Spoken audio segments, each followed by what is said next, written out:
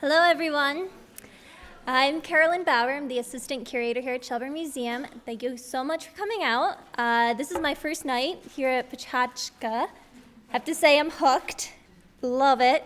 For better or for worse, I'm not going to be following your 20 by 20 format, probably for better. But I wanted to give you a teaser to come back here next week to see Hard Edge Cool, the Ruthier collection of mid-century prints. It's formally, again, opening next Saturday, but a soft opening coming next Wednesday. Been in install all week, and perhaps you can peep in the front gallery here, but it's really going to be a bold, graphic show, and I'm so excited to share it with you all. It is coming from the collection of Jason and Dana Ruthier and their son Felix there. They are a couple in Northfield, Vermont, and they have surmassed over 350 works on paper, focusing on mid-century works. Geometric abstraction. Jason is a graphic designer working here in Burlington, perhaps a familiar name. And Dana is coming from a literary background and now working also in Northfield, Vermont. And this exhibit is not only going to share their passion for pure form and color, but also really looking or presenting a survey of geometric abstraction. So we're spanning from modern 1930s through postmodern 1980s. It's going to go through 4 decades of Artists International study of these through the movements of and the school of Bauhaus.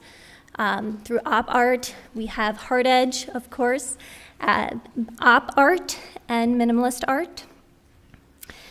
So the result is going to be very engaging exploration into the seemingly simple art movement through their compositions. Meanwhile, we'll be weaving in the stories of the collectors through personal anecdotes as well. So it's kind of a dual exhibition, also looking at the art of collecting. So again, organizing the gallery through these art movements, starting with, of course, the Bauhaus, and the eldest work in their collection is Vasily Kandinsky, a woodcut print.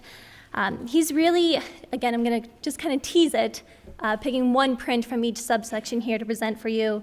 But he is famously known as the inventor of abstraction, beginning in 1911, really working into and away from known subject matter. In this print, he is kind of flirting with representation here, where he's bringing in these kind of stacked figures, kind of bringing in some representation, but the curved red form of the saturated color really is this dance and celebration of abstraction that was seen throughout then the rest of the gallery and their collection. Dish style is widely looked at through their collection and in the exhibit.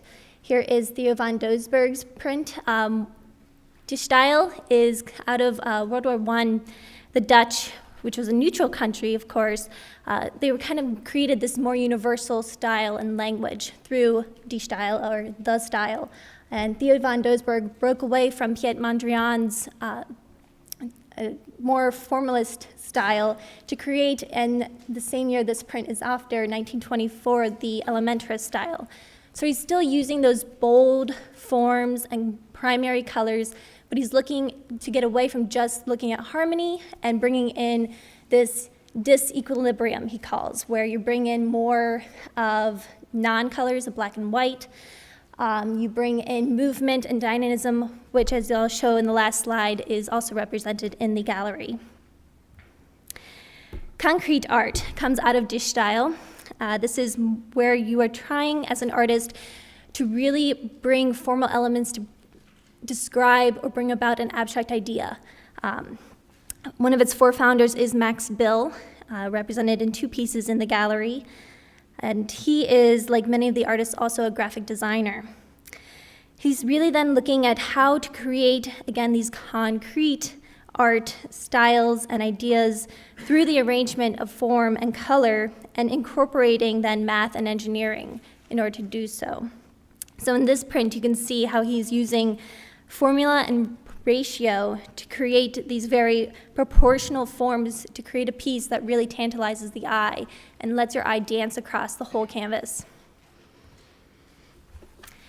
Hard Edge not only informed the title for the show as a descriptive word for a lot of these works with their sterile, austere lines, But it's also a movement that came out of actually California in the 50s and 60s, coined by a curator out there at the time that was really looking at these more systematic, clean-edged works the artists were creating.